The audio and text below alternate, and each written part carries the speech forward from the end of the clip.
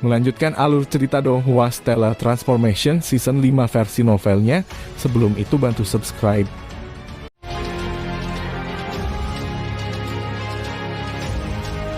Di Teluk Bulan Sabit, Qin Yu saat ini sedang mengobrol dengan Nenek Yin Hua. Nenek Yin Hua dengan hati-hati melirik Qin Yu sebelum dia mulai tertawa dan berkata, "Sebenarnya dari yang terlihat sekarang membuatmu menderita kesulitan, beberapa kali lebih banyak juga hal yang baik. Untuk tumbuh dari frustrasi dalam pertempuran itu lebih cepat daripada melalui pelatihan pengasingan." Kata-kata kakak perempuan Yin Hua sangat masuk akal. Kembali ketika saya masih muda, saya berkultivasi hingga level 8 Immortal Emperor dalam satu peregangan melalui hampir semua pertempuran melawan orang lain. Kecepatan itu jauh lebih cepat daripada kecepatan kultivasi beberapa tahun terakhir ini, desah Kaisar Qian. Seperti anak yang pintar, Qin Yu mengangguk setuju. "Cicing, kamu juga orang yang sangat beruntung. Jika itu orang lain tidak mungkin mereka menjadi seperti Anda," kata Nenek Yin Hua sambil tersenyum. Kaisar Qian menunjukkan senyum puas. "Itu karena saya tahu kapan harus puas." Qin Yu terus mendengarkan dengan tenang sambil berdiri di samping. Dia juga memberi tahu bahwa percakapan antara Nenek Yin Hua dan Kaisar Qian melibatkan alasan mengapa Kaisar Qian telah menjadi Kaisar Abadi tingkat 8 selama ini. Namun Qin Yu masih tidak tahu apa sebenarnya penyebabnya. Tapi dia yakin tentang satu hal, untuk Kaisar Qian menjadi level 8 Immortal selama ini itu bukan karena dia tidak beruntung melainkan karena dia sangat beruntung. "Qin Yu, bagaimana keadaan antara gadis Yaner dan Jun Loyu itu?" Nenek Yin Hua berbalik dan bertanya pada Qin Yu. Dia memiliki ekspresi cinta di matanya, itu adalah cinta terhadap Jiang Yan. Qin Yu tersenyum dan berkata, "Saudara Loyu sudah kembali ke kampung halamannya dan memulai pelatihan pengasingan yang pahit, adapun Yaner dia telah mengikutinya. Hubungan mereka saya tidak bisa menggambarkannya dengan jelas." Jiang Yan, Jun Loyu, Qin Yu benar-benar bingung bagaimana menggambarkan mereka. Bahwa Jun Loyu hanya mengingat istrinya. Terhadap Jiang Yan dia paling hanya peduli padanya, itu sama sekali bukan cinta romantis. Adapun Jiang Yan dia tidak peduli tentang itu dan terus tinggal di sisi Jun Loyu. Mendesah hubungan yang bernasib buruk. Nenek Yin Hua tersenyum pahit. Saat gadis itu ingin pergi ke alam abadi untuk memeriksa semuanya dan memohon berkali-kali, akhirnya aku setuju. Siapa yang akan membayangkan bahwa begitu dia melangkah ke dunia biasa dia menjadi terikat dengan Jun Loyu ini. Nenek Yin Hua juga tampak tidak berdaya. Wanita berjubah ungu di samping Nenek Yin Hua menghibur. Kakak perempuan tidak terlalu memikirkannya. "Anggap saja itu sebagai latihan Yaner dalam kehidupan duniawi, aku hanya bisa berpikir seperti ini." Nenek Yin Hua mengangguk. Segera setelah itu Nenek Yin Hua tersenyum dan melirik Qin Yu. "Datang ke Teluk Bulan Sabit, Ciking, kali ini yang paling membuatku bahagia adalah melihat adik kecil Qin Yu. Tentunya memiliki potensi dan menjanjikan. Hanya kekuatan saat ini yang terlalu lemah. Nenek junior pasti akan terus berlatih keras." Qin Yu merasa agak aneh. Nenek Yin Hua ini tahu bahwa dia mengenal Jiang Lan, jadi masuk akal jika dia ingin tahu tentang dia. Namun itu seharusnya tidak terlalu dibesar-besarkan. Datang ke Teluk Bulan Sabit yang paling membuatnya bahagia adalah melihatnya. Bukankah itu terlalu mementingkan dirinya? Qin Yu belum pernah bertemu Nenek Yin Hua sebelumnya. Qin Yu tinggallah beberapa hari lagi di Crescent Moon Bay. Dalam beberapa hari ini teman lama Ciking akan datang, Anda juga harus bertemu mereka secara sepintas, kata Nenek Yin Hua kepada Qin Yu sambil tersenyum. Dia memiliki ekspresi yang sangat baik di matanya. Kakak perempuan Yin Hua, Kaisar Qian memandang ke arah Nenek Yin Hua dengan ekspresi heran.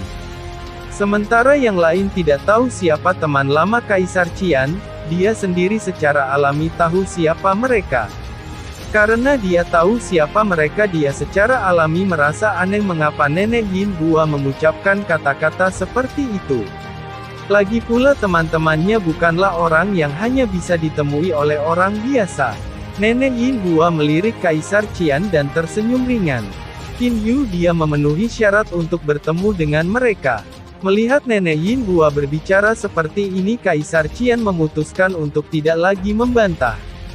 Dia berbalik menatap Qin Yu dan berkata, "Adik Qin Yu tinggal di sini selama beberapa hari lagi."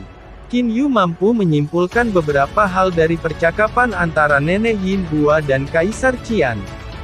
Jelas dari pendapat Kaisar Qian, dia seharusnya tidak memiliki kualifikasi untuk bertemu orang-orang itu.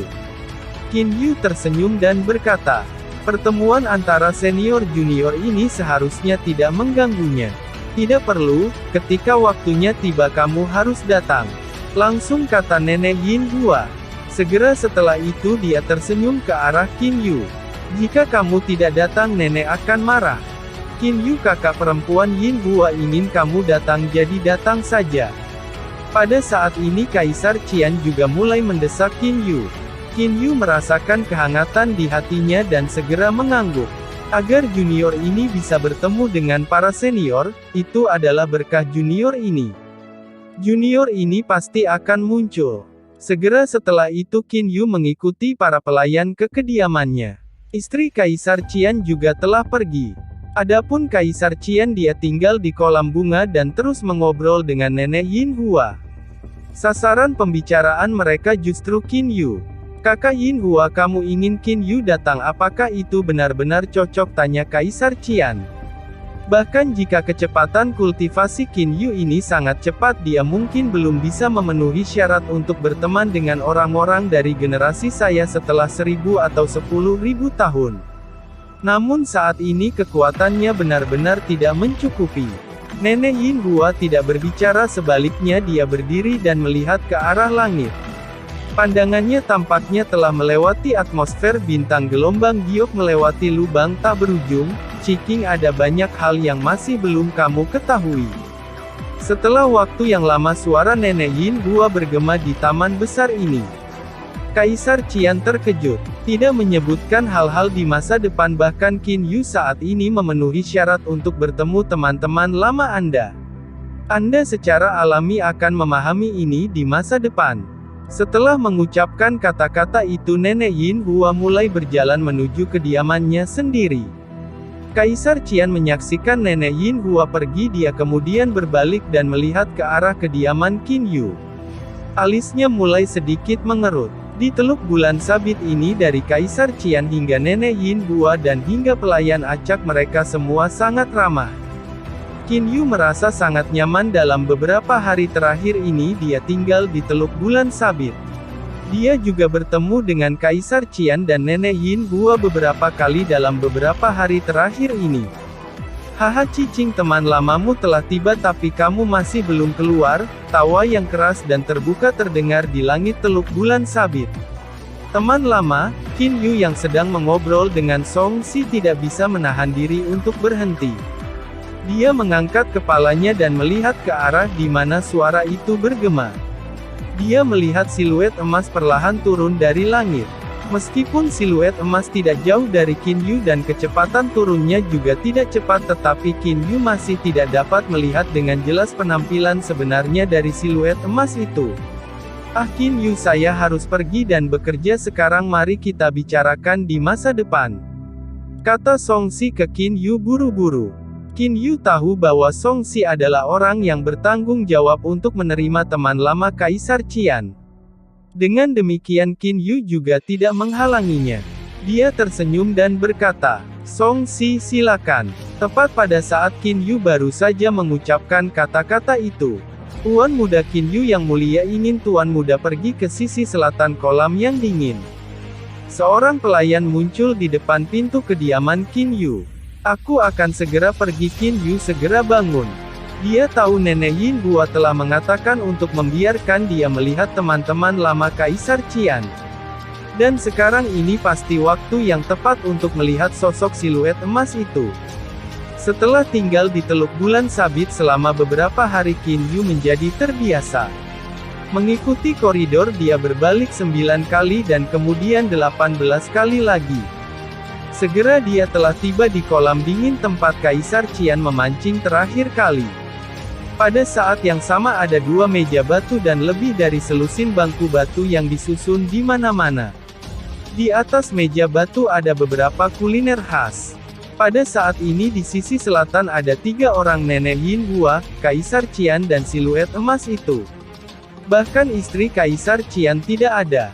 Pembantu itu juga berhenti jauh dari kolam yang dingin. Itu Qin Yu kan, ayo cepat. Nenek Yin Hua berbalik dan melihat ke arahnya. Dia memanggil Qin Yu sambil tertawa. Segera Kaisar Qian dan siluet emas itu juga berbalik untuk melihat ke arah Qin Yu. Hanya pada saat ini Qin Yu melihat dengan jelas bahwa orang siluet emas adalah seorang pria tua berambut putih yang mengenakan gaun emas. Tentu saja Qin Yu tahu bahwa seseorang tidak dapat menentukan usia seorang kultivator dari penampilan luarnya. Beberapa kaisar abadi tampak seperti anak muda, tetapi sangat mungkin bagi mereka untuk benar-benar berusia puluhan juta tahun. Bagi pembudidaya usia tidak memiliki banyak arti. Kekuatan itulah yang menjadi dasar penentuan siapa yang senior dan siapa yang junior. Ayo Qin Yu, izinkan saya memperkenalkan dia kepada Anda. Nenek Yin Hua penuh dengan tawa saat dia menarik tangan Qin Yu. Qin Yu juga melihat dari dekat ke arah pria tua berambut putih berpakaian emas. Tidak perlu orang tua berambut putih berpakaian emas untuk berpura-pura, bahkan satu senyumannya mengandung semacam keagungan kualitas terbaik. Itu adalah jenis keagungan mulia yang dipancarkan dari tulang dari jiwa. Qin Yu ini adalah kepala klan-klan naga saat ini, kata Nenek Yin Hua sambil tersenyum. Hati Qin Yu melonjak, itu sebenarnya Kaisar Naga klan naga ayah kakak laki-lakinya Ao Wuming, Kaisar Naga Ao Fang. Dia memiliki ketenaran tertinggi untuk melawan kehebatan di klan naga. Dia memiliki 2 putra, satu adalah naga emas 5 cakar sedangkan yang lainnya adalah variasi Super Divine Beast naga darah yang belum pernah muncul sebelumnya di klan naga. Junior Qin Yu menghormati senior Ao, kata Qin Yu dengan hormat segera. Kaisar Naga, kekuatan klan naga sebanding dengan seluruh alam abadi. Seseorang bisa membayangkan status Kaisar Naga. Dia adalah seseorang yang bahkan Kaisar Yu, Kaisar Qian, Kaisar Mistik dan lainnya tidak dapat membandingkannya. Kaisar Naga memandang ke arah Qin Yu dengan perasaan seperti antisipasi yang agak dalam untuk waktu yang lama. Anda Qin Yu, saudara laki-laki dari anakku yang tidak berbakti itu. Anak yang tidak berbakti? Qin Yu sedikit terkejut. Ao Wuming sebenarnya adalah putra yang tidak berbakti di mata Kaisar Naga. Ao Fang, sudah bertahun-tahun sekarang kamu masih keberatan tentang hal itu. Dari tempat saya berdiri menurut saya Wuming adalah anak yang cukup baik. Bukankah hanya dia mengambil rubah putih sebagai istrinya? Apa yang salah tentang itu? Kata Kaisar Qian dengan tidak puas. Ekspresi Kaisar Naga berubah agak masam. Ciking, kamu bertanya ada apa dengan itu? Tahukah Anda betapa dihormati dan berharganya garis keturunan dari naga emas 5 cakar? Anak dari naga emas 5 cakar, bahkan jika itu bukan naga emas 5 cakar, itu juga kemungkinan besar adalah naga emas. Namun putra tidak berbakti Wuming menolak menikahi gadis dari klan naga dan malah menikahi seekor rubah putih. Bukankah ini menyia-nyiakan garis keturunan naga emas 5 cakar? Qin Yu tiba-tiba menyadari apa yang terjadi setelah mendengar itu. Anak-anak naga emas bintang 5 biasanya luar biasa. Hanya dengan melihat kedua putra Kaisar Naga dan seseorang akan tahu. Salah satunya adalah Super Divine Beast sedangkan yang lainnya adalah variasi Super Divine Beast. Tentu saja anak-anak Kaisar Naga agak istimewa. Namun anak-anak naga emas 5 cakar biasa-biasanya adalah naga emas. Tapi Ao Wuming menikah dengan seekor rubah putih, dia menikah dengan seseorang yang bukan dari klan naga. Biasanya naga yang menikahi naga yang bukan naga murni akan melahirkan anak naga murni. Meskipun mungkin saja anak itu adalah seekor naga, mungkin juga itu adalah rubah putih. Naga tua, kamu menuntut terlalu banyak dari anak-anakmu. Anda bahkan ingin bertanggung jawab atas siapa yang mereka nikahi. Suara yang ramah dan lembut terdengar dan kemudian lampu merah muncul di samping orang-orang yang hadir. Lampu merah ini berubah menjadi seseorang wanita cantik. Wanita ini memancarkan keagungan yang sulit digambarkan. Itu menyebabkan orang lain memberikan pikiran untuk melayaninya saat mereka melihatnya. Saat tatapannya tertuju pada Anda itu akan membuat Anda merasakan kehangatan. Siapa orang ini? Qin Yu mulai merenungkan. Kesadaran abadi Qin Yu sangat sensitif. Namun beberapa orang di depannya ini semua memberi Qin Yu semacam sensasi kabur. Keempat orang yang berdiri di depannya Qin Yu sebenarnya tidak dapat melihat melalui salah satu dari mereka. Ini termasuk Kaisar Abadi tingkat 8 yang legendaris Kaisar Qian. Qin Yu juga merasakan kekuatan Kaisar Yu dan Suetianya. Namun dia tidak dapat melihat melalui Kaisar Qian dan mereka. Kamu juga sudah sampai. Saya tidak dapat mengendalikan anak saya yang tidak berbakti itu lagi. Bertahun-tahun ini dia tidak pernah kembali menemuiku sekali. Kaisar Naga menggelengkan kepalanya tanpa daya. Senior Ao, kakak laki-laki Wu Ming dan kakak ipar Lian Zhu sangat mencintai satu sama lain. Tolong jangan terlalu memaksanya, membujuk Qin Yu. Senior Ao, Anda juga bisa dianggap sebagai saudara laki-laki saya, tidak apa-apa bagi Anda untuk memanggil saya paman di masa depan. Kata Kaisar Naga ke Qin Yu sambil tersenyum. Qin Yu terkejut namun dia tetap menjawab. Qin Yu menghormati paman. Namun Qin Yu juga agak heran. Sikap Kaisar Naga terhadapnya sepertinya terlalu baik. Kaisar Naga tersenyum sambil mengangguk, karena kamu memanggilku paman maka ketika kamu melihat putra tidak berbakti itu Wuxu kamu juga bisa memanggilnya sebagai kakakmu. Wuxu, Qin Yu teringat seseorang itu adalah variasi Super Divine Beast Blood Dragon Ao Wuxu. Mengapa Kaisar Naga tiba-tiba menyebut Ao Wuxu? Saya belum pernah bertemu dengannya sebelumnya. Licik, Kaisar Qian tertawa terbahak-bahak. Sangat licik, wanita berpakaian merah juga memiliki senyuman di wajahnya. Kaisar Naga setelah dipanggil seperti itu oleh Kaisar Qian dan wanita berpakaian merah memiliki wajah yang sedikit memerah. Dia segera berkata, Qin Yu, saya curiga Anda masih tidak tahu siapa dia benar, izinkan aku memperkenalkannya padamu. Ini adalah ahli super dari klan burung Kaisar Phoenix Ni. Kaisar Ni, binatang super ilahi burung Phoenix dari klan burung. Level 9 Demon Emperor Super Divine Beast. Kekuatannya pasti di antara puncak tertinggi dari alam abadi dan iblis. Junior memberi hormat kepada senior Kaisar Ni. Kata Qin Yu buru-buru, dia tidak pernah menyangka wanita berpakaian merah ini menjadi Kaisar Ni. Dari perspektif Qin Yu, level 9 Demon Emperor level Super Divine Beast pasti dapat dianggap sebagai individu teratas dari alam abadi dan iblis. Kaisar Ni tersenyum dan mengangguk pada Qin Yu. Kaisar Ni, saya yakin Anda harus tahu siapa ini. Kaisar Naga tersenyum sambil menunjuk nenek Yin Hua.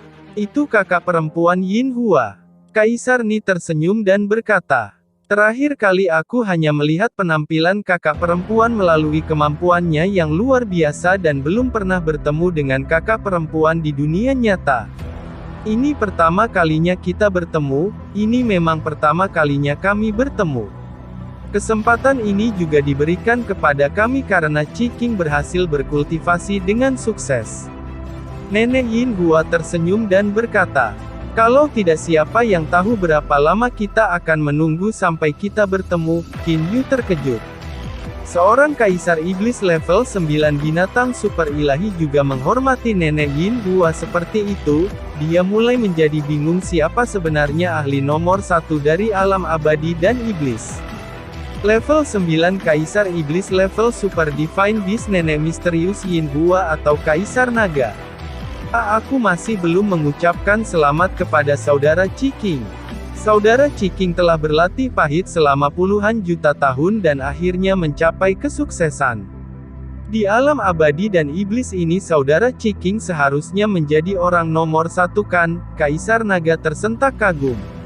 Mendengar kata-kata itu Qin Yu sekali lagi tertegun. Kaisar Qian yang merupakan kaisar abadi tingkat 8 sebenarnya adalah individu nomor 1 di alam abadi dan iblis. Kebingungan Qin Yu benar-benar bingung tentang kekuatan keempat individu ini. Naga tua, kau benar-benar berharap seluruh dunia berada dalam kekacauan. Aku Ciking tidak diberkahi seperti klan nagamu, juga tidak memiliki cinta dari dunia seperti Kaisar Ni. Bahkan jika saya agak beruntung tetapi disebut individu nomor 1 dari alam abadi dan iblis, saya jauh dari itu. Memarahi Kaisar Qian sambil tertawa. Kaisar Phoenix Ni juga tertawa dan memarahi. Naga tua ini sebagai kaisar klan naga, entah berapa banyak harta yang dia miliki, tapi kita tidak tahu. Klan Phoenix milikku ini pada saat kami memiliki anggota terbanyak di alam abadi dan iblis, kami hanya memiliki 2. Dan sekarang hanya ada aku yang tersisa. Setelah saya melewati kesengsaraan ilahi dan naik, tidak akan ada lagi Phoenix di alam abadi dan iblis. Adapun klan naga itu adalah kawanan yang padat. Qin Yu merasa lucu saat dia mendengarkan. Namun dia juga bisa menebak bahwa bagaimana mungkin kaisar naga dari klan naga tidak memiliki harta yang luar biasa. Di antara wilayah alam abadi dan klan burung di wilayah timur laut alam abadi dan iblis, ada alam bintang gelap legendaris yang menempati 10% wilayah alam abadi dan iblis. Ada 3 penguasa besar di alam bintang kegelapan. Ketiga penguasa agung ini termasuk dalam jenis tradisi yang berkelanjutan dan diwariskan dari generasi ke generasi. Ketiga penguasa agung ini dengan hormat adalah Tuan Hukuman Emas, Tuan Api Hitam dan Tuan Mistik Putih. Kaisar Naga dengan hati-hati menjelaskan. Menakjubkan, hati Qin Yu mulai bergetar. Dia akhirnya tahu siapa Black Flame Lord dan White Mystic Lord. Mereka sebenarnya adalah 2 dari 3 penguasa besar alam bintang kegelapan. Kaisar Naga melanjutkan. 3 penguasa besar dari alam bintang kegelapan diwariskan dari generasi ke generasi. Di mana Gold Punishment Lord adalah pemimpin, sedangkan Black Flame Lord dan White Mystic Lord adalah asistennya. 3 penguasa agung menguasai seluruh alam bintang kegelapan bersama-sama. Penguasa hukuman emas dari generasi sebelumnya adalah teman baik saya Kaisar Ni dan Kaisar Qian. Kami berempat sering berkumpul. Para ahli merasa kesepian. Setelah mencapai tingkat Kaisar Naga, mereka biasanya hanya dikaitkan dengan 3 lainnya. Mereka berempat tahu tentang aspek luar biasa dari 3 lainnya. Kaisar Qian juga mengangguk dan berkata, di antara kami berempat, kekuatan Gold Punishment Lord adalah yang terkuat, dia juga kakak kami. Namun hukuman emas Lord telah melewati kesengsaraan ilahi dan naik ke alam ilahi. Naik ke alam ilahi, Qin Yu sedikit terkejut. Meskipun dia selalu mendengar tentang melewati kesengsaraan ilahi dan naik ke alam ilahi, tetapi selama bertahun-tahun ini adalah pertama kalinya dia mendengar tentang seseorang yang benar-benar naik ke alam ilahi. Gold Punishment Lord, pemimpin dari 3 penguasa alam Dark Star Realm. Sekarang setelah kami menyebutkan kesengsaraan ilahi, itu juga 3 penguasa besar alam bintang kegelapan yang luar biasa. Tidak peduli generasi mana yang berdaulat, sepertinya tidak ada dari mereka yang pernah gagal. Namun alam abadi, alam iblis dan bahkan alam setan, kemungkinan mereka gagal semuanya sangat tinggi. Kaisar Qian tersentak kagum. Kaisar Qian senior, kamu mengatakan tidak ada dari mereka yang pernah gagal? Qin Yu merasa agak sulit dipercaya. Itu benar, 3 penguasa besar dari alam bintang kegelapan, setidaknya sejauh yang saya tahu, tidak peduli mereka adalah generasi penguasa, mereka tidak pernah gagal dalam kesengsaraan ilahi. Kaisar Qian mengangguk. Qin Yu tidak bisa menahan diri untuk tidak menamparkan bibirnya. Untuk berhasil melewati kesengsaraan menandakan kekuatan orang yang terlibat. Setiap generasi dari 3 penguasa besar alam bintang kegelapan telah berhasil melewati kesengsaraan ilahi. Kekuatan dari 3 penguasa besar dari alam bintang gelap ini terbukti. Selanjutnya penguasa hukuman emas dari generasi sebelumnya dikenal sebagai kakak dari Kaisar Qian. Untuk dianggap sebagai kakak laki-laki oleh Kaisar Qian, kekuatannya sangat jelas. Meskipun Darkstar Realm hanya terdiri dari 10% dari Immortal Devil and Demon Realm, tetapi kekuatan mereka yang sebenarnya dianggap sangat kuat hingga tingkat yang menakutkan. Qin Yu tidak dapat menahan diri dari terengah-engah dalam kekaguman di dalam hatinya. Nenek Yin Hua, Kaisar Qian, Kaisar Ni dan Kaisar Naga sedang mengobrol. Beberapa cerita rahasia dari alam abadi dan iblis dengan santai diucapkan oleh mereka. Adapun Kaisar Naga, dia sangat baik terhadap Qin Yu dan akan sering menjelaskan beberapa hal kepada Qin Yu. Saat keempat orang ini berbicara, Qin Yu juga merasa agak sulit untuk bertanya. Karena itu dia sering menemukan hal-hal yang membuatnya bingung. Setelah mendapatkan penjelasan yang cermat dari Kaisar Naga, Qin Yu juga mulai memiliki kesan yang baik tentang Kaisar Naga. Setelah mendengar semua itu, Qin Yu menjadi mengerti sepenuhnya. Kali ini Kaisar Naga dan Kaisar Ni datang untuk memberi selamat kepada Kaisar Qian. Hal utama adalah bahwa pelatihan pahit yang telah dijalani Kaisar Qian selama bertahun-tahun ini akhirnya berhasil. Adapun untuk apa pelatihan itu, Qin Yu tidak yakin akan hal itu. Ciking, kapan Anda berencana untuk menghadapi kesengsaraan ilahi? Tiba-tiba Kaisar Naga bertanya. Kapan? Kaisar Qian merenung sejenak. Saya belum memikirkannya dengan hati-hati. Namun seharusnya tidak terlalu lama dari sekarang. Sejujurnya yang paling saya harapkan selama bertahun-tahun ini adalah untuk melatih dan berkultivasi dengan sukses. Adapun untuk menjalani kesengsaraan ilahi setelah benar-benar mendapatkan kesuksesan, saya malah menjadi sedikit ragu dan tidak pasti. Kaisar Qian memiliki senyum mengejek diri sendiri. Qin Yu bingung, seseorang dapat mempersiapkan kapan untuk menghadapi kesengsaraan ilahi? Menurut apa yang diketahui Qin Yu, untuk menjalani kesusahan biasanya ketika kekuatan seseorang mencapai tingkat, seseorang akan secara otomatis merasakan kapan kesusahan akan datang. Kapan harus menghadapi kesengsaraan ilahi itu adalah sesuatu yang diputuskan oleh surga. Bagaimana mungkin seseorang bisa memutuskan kapan akan mengambil kesusahan? Namun Qin Yu tidak bertanya dan malah terus mendengarkan dengan tenang. Ciking, mungkin Anda akan menghadapi kesengsaraan ilahi lebih awal dari saya, kata Kaisar Ni sambil tersenyum. Kaisar Ni juga merupakan Kaisar Iblis level 9. Hanya saja dia saat ini masih belum merasakan kapan dia akan menjalani Divine Tribulation. Nenek Yin Hua berbicara. Jumlah waktu Ciking tinggal di alam abadi dan iblis benar-benar terlalu lama. Tidak ada alasan baginya untuk terus tinggal lebih lama lagi. Ini juga baik baginya untuk menjalani kesengsaraan ilahi lebih awal dan naik ke alam ilahi. Itu benar, Kaisar Naga berkata setuju. Di tengah percakapan mereka, Qin Yu memutuskan untuk pergi.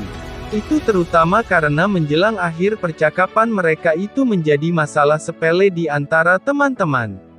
Untuk orang luar dan junior seperti Qin Yu tidak baik baginya untuk terus tinggal di sana dan mendengarkan. Nenek Yin Hua, Kaisar Naga dan mereka juga tahu bahwa Qin Yu merasa canggung dan memutuskan untuk membiarkan Qin Yu pergi lebih awal. Perjamuan kali ini Qin Yu tidak makan apa-apa. Namun dia berhasil mempelajari banyak hal. Setelah kembali ke kediamannya sendiri, Qin Yu masih tidak bisa tenang. Kaisar Naga, Kaisar Ni dan mereka seharusnya menjadi kelompok orang paling tinggi di seluruh alam abadi dan iblis. Hati Qin Yu gemetar, kekuatan orang-orang itu terlalu kuat. Qin Yu bisa merasakan bahwa jika salah satu dari 4 orang ini ingin membunuhnya, mereka semua akan dapat melakukannya dengan mudah. Adapun Divine Armor, Nenek Yin Hua pernah berkata bahwa tidak kurang dari 10 orang di alam tidak bermoral dan iblis yang dapat menembus armor ilahinya. Dari apa yang dilihat Qin Yu, keempat orang ini benar-benar mampu menerobos armor ilahi dan menyebabkan lubang hitam di dalam tubuhnya runtuh. Ini adalah ahli sejati. Kesenjangan antara saya dan mereka sangat besar. Qin Yu menarik napas dalam-dalam. Keempat orang ini, bahkan jika lawannya adalah Kaisar Abadi tingkat 9 Kaisar tersembunyi Lin Yin, Qin Yu masih merasa bahwa Lin Yin lebih rendah dari 4 ini. Sebagai planet inti galaksi Anglika Dahurika, transportasi Jadeway Star sangat berkembang. Ada juga banyak arai penyampaian antar bintang. Di antara mereka bahkan ada 3 arai penyampaian antar bintang yang mengangkut satu galaksi ke galaksi lain dari Jadeway Star. Ketiga arai penyampaian antar bintang ini dengan hormat mengarah ke sisi utara, sisi barat, dan sisi timur galaksi Anglika Dahurika. Secara keseluruhan ini mengarah ke 3 galaksi besar. Galaksi di sebelah barat galaksi Anglika Dahurika adalah galaksi Sungai Darah. Galaksi Sungai Darah berbentuk strip. Bagian luar galaksi dikelilingi oleh lapisan tipis berwarna merah. Itu tampak seperti sungai berwarna merah tua. Arai penyampaian antar bintang yang mengarah ke galaksi Sungai Darah terhubung ke bintang kuning terumbu karang. Di bintang karang kuning dari galaksi Sungai Darah, sungai yang bergelombang itu mengalir deras ke utara. Ada 3 orang tinggi di langit di atas sungai yang bergelombang. Pemimpin dari ketiganya adalah Kaisar Yu yang mengenakan gaun ungu. Di belakangnya berdiri 2 pemuda berpakaian putih. Kesadaran abadi yang sangat besar dikirim dari arah galaksi Anglika Dahurika. Ia melewati ruang kosmik dari 2 galaksi besar dan langsung menutupi seluruh bintang kuning terumbu karang. Kesadaran abadi Brother Chi King sangat kuat. Kesadaran abadi Kaisar Yu juga diperpanjang. Itu bersentuhan dengan kesadaran abadi yang berlawanan. Kakek Feng Yu, urusan apa yang Anda miliki sehingga Anda mengirim transmisi kepada saya, tanya Kaisar Qian. Sebelum ini Kaisar Yu baru saja mengirim transmisi kepadanya melalui mutiara spiritual transmisi miliknya. Karena keduanya tidak berada jauh satu sama lain, mereka memutuskan untuk berkomunikasi dengan kesadaran abadi mereka. Tidak terletak jauh dari satu sama lain, itu hanya untuk Kaisar Qian dan Kaisar Yu saja. Jarak 2 galaksi utuh itu masih jarak yang sangat menakutkan. Yu Fan sudah menceritakan semuanya, saya hanya sangat terkejut. Saudara Chi King benar-benar tahu orang itu adalah Qin Yu. Kaisar Yu memiliki senyum di wajahnya saat dia mengirimkan kata-kata itu melalui kesadaran abadi. Jika si lelaki tua Feng Yu tahu, sama sekali tidak mengejutkan bagiku untuk mengetahuinya, kata Kaisar Qian dengan tawa lembut. Kaisar Yu mengutuk di dalam hatinya. Orang tua Kaisar Qian benar-benar terlalu banyak menyembunyikan. Selama bertahun-tahun Kaisar Yu dan Kaisar Mistik masih belum pernah berhasil melihat dengan tepat seberapa besar kekuatan yang disembunyikan Kaisar Qian. Namun hanya bagian yang ditemukan oleh Kaisar Yu dan Kaisar Mistik sudah cukup menakutkan. Saudara Chi King, kali ini saya mencari Saudara Chi King karena masalah dengan Qin Yu. Kaisar Yu langsung menyuarakan tujuannya untuk datang. Anda mengatakan Qin Yu, mungkinkah Anda menginginkan lukisan Dewa Penyihir itu?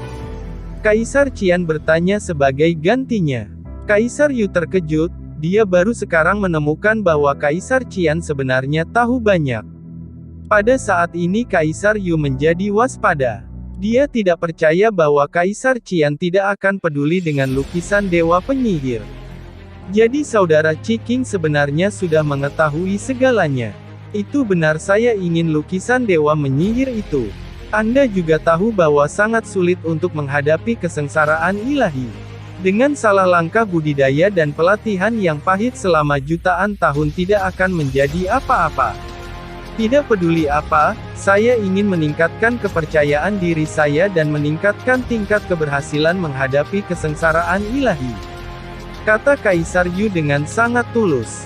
Kaisar Qian terdiam lama. Saya mengerti apa yang Anda pikirkan, kata Kaisar Qian setelah beberapa pertimbangan. Hanya saja aku memiliki kesan yang baik terhadap adik kecil Qin Yu ini. Jika dia dibunuh olehmu begitu saja, maka Saudara Chi King, Kaisar Yu menyela Kaisar Qian. Saya percaya Saudara Chi King tidak mengenal Qin Yu di masa lalu, bahkan jika Anda memiliki kesan yang baik tentang dia setelah bertemu dengannya, sekarang itu tidak berarti banyak. Tidak mengenalnya sebelumnya dan hanya mengenalnya selama beberapa hari, seharusnya Anda tidak cukup memiliki rasa sayang yang dalam padanya. Mungkinkah saudara Ciking itu juga memperhatikan lukisan dewa yang menyihir? Kaisar Yu malah bertanya. Lukisan dewa yang menyihir. Feng Yu, ketika Ni yang memiliki lukisan dewa menyihir itu, ketika kamu kaisar mistik dan dia semua pergi ke kuil dewa penyihir bersama-sama, apakah aku bergabung denganmu? Saat itu ketika Anda semua mengundang Kaisar Iblis Darah dan mereka untuk pergi bersama Anda, apakah saya bergabung dengan Anda? Bagi saya sepertinya saya tidak pernah repot-repot pergi. Katamu aku mengincar lukisan dewa penyihir, bukankah itu terlalu konyol? Kaisar Qian terdengar agak marah.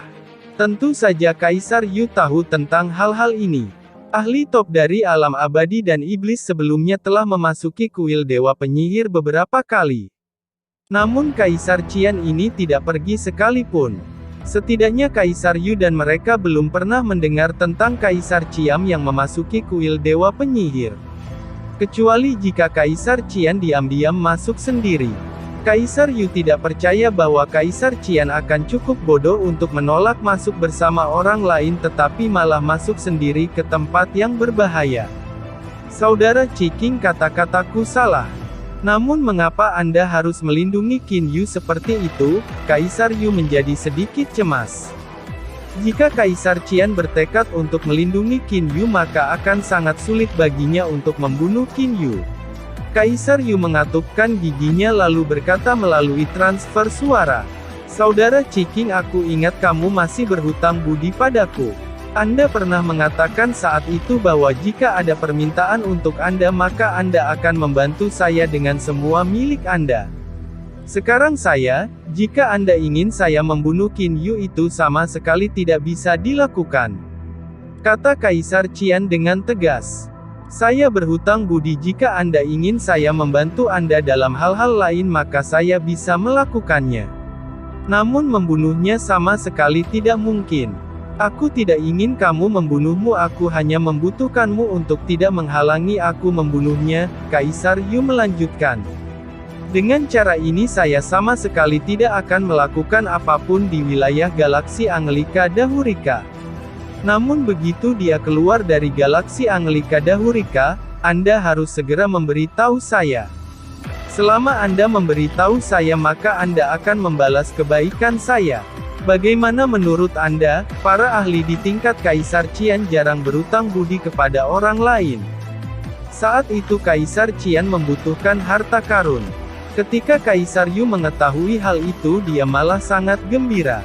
Dia menggunakan segala cara yang mungkin untuk mendapatkan harta karun itu dan menyerahkannya kepada Kaisar Qian, sehingga Kaisar Qian akan berhutang budi padanya.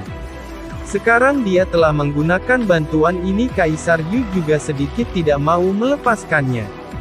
Melihat Kaisar Qian masih diam, Kaisar Yu melanjutkan.